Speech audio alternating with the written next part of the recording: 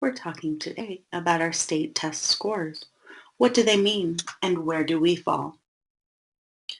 It's important to know that a standardized test is a form of test that's created, administered, and scored in the same way for all students in order to obtain an objective picture of student, teacher, school, and district performance.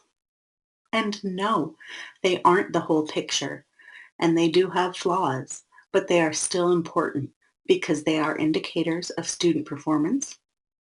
They measure how well students have learned skills that are important in meeting state standards, and they can give a clear picture of how schools are meeting educational needs. You can see that our scores in reading are far and above the proficiency goal of 50% of students. 69.3% of our students received a score of proficient or above. We were able to test 99.5% of our students. In math, the proficiency goal is 40% of students. In our school, 65.2% of students received a score of proficient or above. 99.4% of our students were tested in math. When you compare that to the state of Kansas, you can see that in reading, we are just a little bit below, but mainly right on track with the rest of the state. Same in math. It's also important to know that within the test data, we look at subgroups: students with special education services, low income, ethnic minorities, English language learners.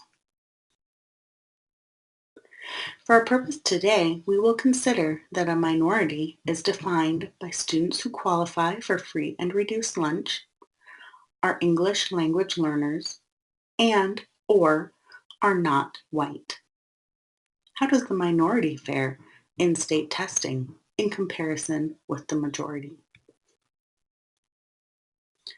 When you compare the minority scores with the reading goal of 50% and 40% for math, you can see that in both reading and math, our minority groups scored far above the reading goal and math goal. But when you compare those scores to the scores of their white counterparts, you can see a glaring 16% discrepancy. Why is that? Moving on to special education scores. Our reading goal remains at 50%. Only 46% of our special education students were able to receive a score of proficient or above. And in math, 46.1% when compared to the 40% goal. What's good about this? Well, everyone was tested. All groups met proficiency standards, and many groups were well above the proficiency standards. What should be better? Our special education scores and our minority representation should be better.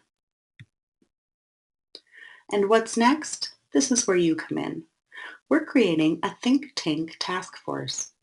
You have opinions and you also have ideas. Come and share them with us. Let's work together to pinpoint problems and discover better ways to help students achieve on tests and ultimately in the classroom and life. Our think tank task force to improve student achievement and assessment in our school. We will be having our first open meeting Wednesday, March 16th, 6:30 p.m. in our school library. We hope to see you there.